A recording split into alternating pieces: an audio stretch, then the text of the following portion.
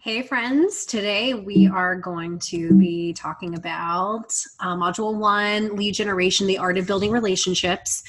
So this was intended to be recorded as a live call, but we had some technical difficulties with that. So I am going back and re-recording solo for you guys, but still answering the questions that you had in the group about lead generation. So the first question that we had was, what do you do with the vendors that you meet where the meeting goes well, offer your services, and they have nothing they need photographs, so no future contact point per se to showcase your abilities and personality? And do you just reach back out via email and ask if anything has changed? So there are a few ways that you can stay top of mind with your vendors. One of the big ways that you can do this is by interacting with them on social media. So commenting on their posts, posting anything that you may have from that particular venue or vendor. If you're a photographer, it could be a venue that you worked with, or anybody within the wedding industry where you've been able to photograph their work. If you're in another part of the wedding industry, it could be any photos that you've gotten from a photographer that showcases the work of that particular vendor that you can be showcasing on social media. Just make sure that you are really being a cheerleader for that vendor that you're wanting to connect with, and tagging them in the picture that's being posted, as well as mentioning them in the body of the post that you're making. So that is one way that you can be connecting with those vendors. You can also send out a newsletter on a quarterly basis, or a monthly basis, however often you want to send it out. And inside of that newsletter can just have valuable information for people that are in the industry. So anything that you think would be of value to them, put it in the newsletter, send it out. That's another way for you to keep top of mind with valuable info and not having to just send an awkward email asking, hey, has anything changed? It's a really great way to do that. Another thing that you can do is to send along little thank you notes and gifts, just anything that's a gift of gratitude. This you could do like maybe once every 6 months or once a year.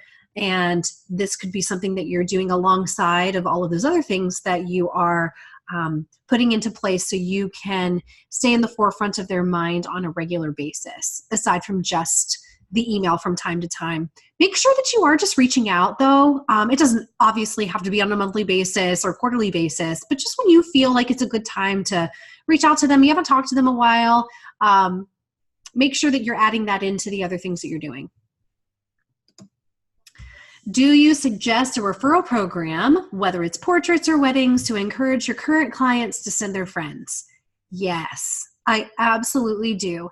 And this is something that I used to do a lot in my wedding business. Anytime that someone would refer a wedding client to me and they would book, I would offer a free session to them.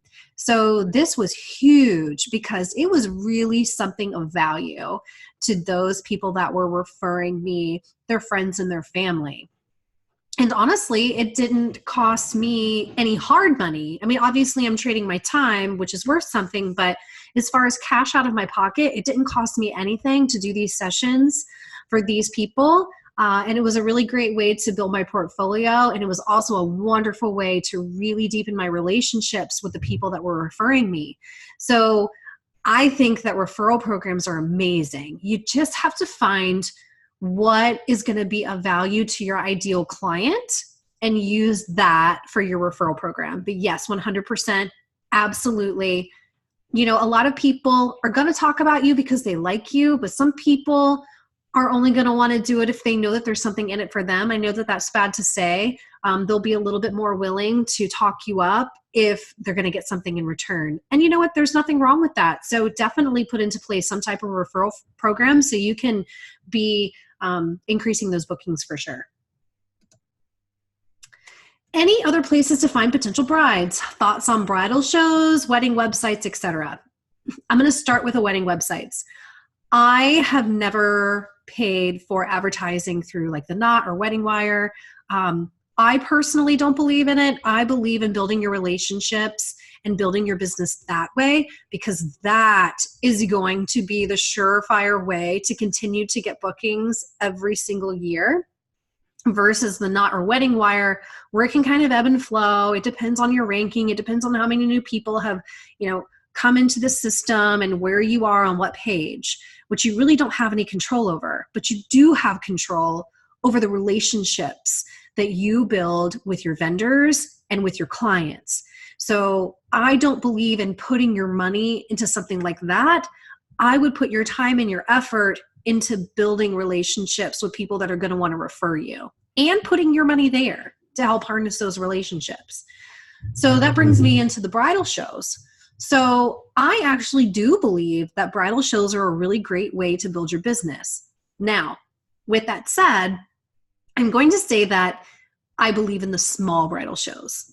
Don't necessarily believe in the big bridal shows. I find it really hard to build relationships with people in the big bridal show network because there are so many people and it's a lot. I've not actually ever paid for a large bridal show, but I've been to one and it was complete chaos.